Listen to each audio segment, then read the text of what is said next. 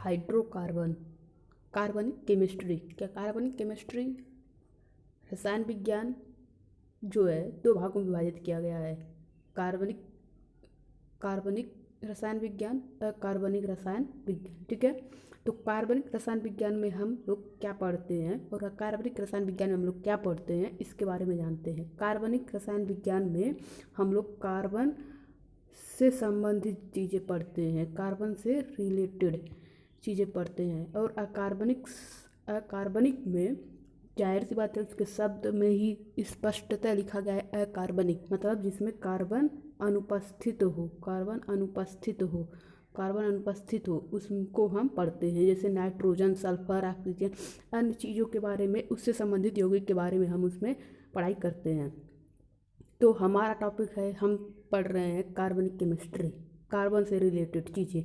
तो कार्बनिक केमिस्ट्री में हम लोग पढ़ के आ रहे हैं फर्स्ट चीज़ें का हाइड्रोकार्बन कार्बनिक केमिस्ट्री में फर्स्ट चीज़ यही है। हाइड्रोकार्बन क्या होता है?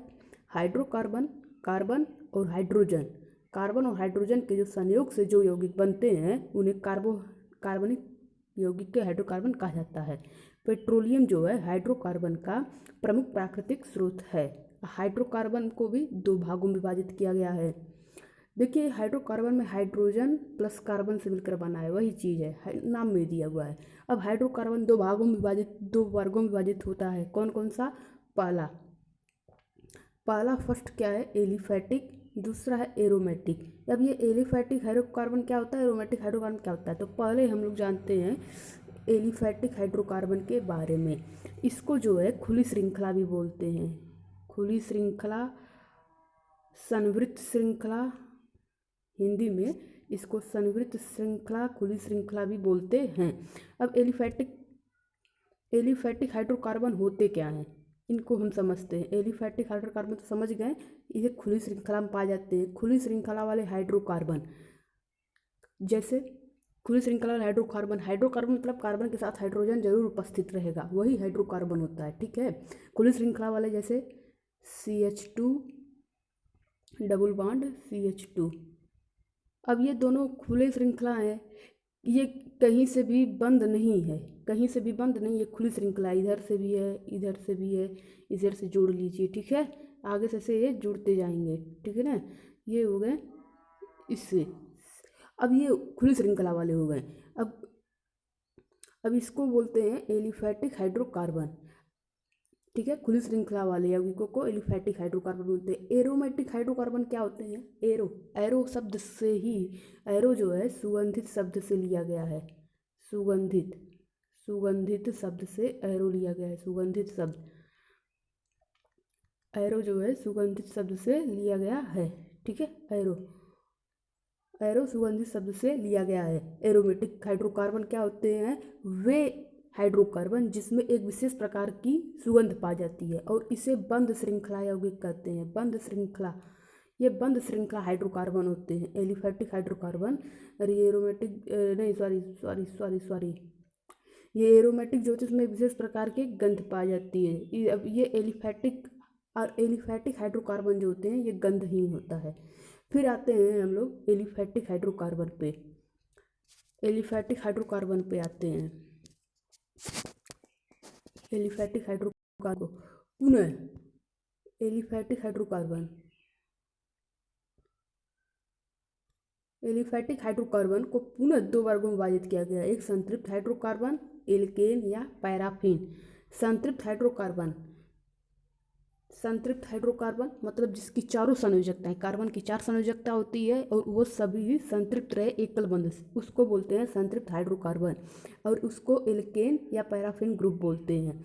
संतृप्त हाइड्रोकार्बन को एल्केन या पैराफिन भी कहा जाता है। पैराफिन एक लैटिन शब्द है जिसका अर्थ है अल्प क्रियाशील, चूँकि संतृप्त हाइड्रोकार्बन की क्रियाशीलता बहुत कम होती है। ये पॉइंट नोट कर लीजिए, संतृप्त हाइड्रोकार्बन की क्रियाशील बहुत कम होती है, इसलिए इसमें पैराफिन कहा जाता है। क्यों पैराफिन कहा जाता है? क्योंकि जो संतृप्त हाइड्रोकार्बन होते हैं उनकी क्रियाशीलता कम होती है। क्यों कम होती है भाई? जिसका चारों अष्टक पूरा रहेगा वो क्रिया क्यों करेगा? ये संतृप्त हाइड्रोकार्बन, और ये इसलिए संतृप्त हाइड्रोकार्बन श्रेणी के सदस्य का सामान्य सूत्र CnH2n+2 होता है। इसको इसी द्वारा सूचित किया जहाँ n कार्बनों की संख्या होती है। अब इसको हम निकालने के लिए इसको स्पेशली बाद में बताएंगे। फिलहाल आगे चलते हैं। असंतृप्त हाइड्रोकार्बन। असंतृप्त हाइड्रोकार्बन वे ऐसे एलिफैटिक हाइड्रोकार्बन जिसमें दो कार्बन द्विबंध अथवा त्रिबंध होता है, उन्हें असंतृप्त हाइड्रोकार्बन कहते हैं। असंतृप्त हाइड्रोकार्बन इसमें दो बंध द्वारा जुड़े होते हैं और ये क्रियाशील होते हैं, एल्केन से अधिक क्रियाशील होते हैं। ठीक है, और इसको ओलिफिन, एल्कीन या ओलिफिन बोलते हैं। ठीक है, इसको एल्कीन ग्रुप, ऐसा एल्काइन। फिर आता है थर्ड, एल्कीन या ओलिफिन। वे असंतृप्त फैटी हाइड्रो जो दो कार्बन परमाणुओं के बीच त्रिबंध, उन्हें इथिलीन श्रेणी का हाइड्रोकार्बन ओलिफिन या एल्कीन कहते हैं। इनका सामान्य सूत्र CnH2n होता है, जहाँ n का मान कम से कम 2 हो सकता है। मतलब n का मान 2 से शुरू है और एल्केन संतृप्त हाइड्रोकार्बन में 1 से शुरू है और यहाँ पे एल्कीन या ओलिफिन में 2 से शुरू है। थर्ड बी आता है एसिटिलीन श्रेणी के हाइड्रोकार्बन अथवा एल्काइन समूह।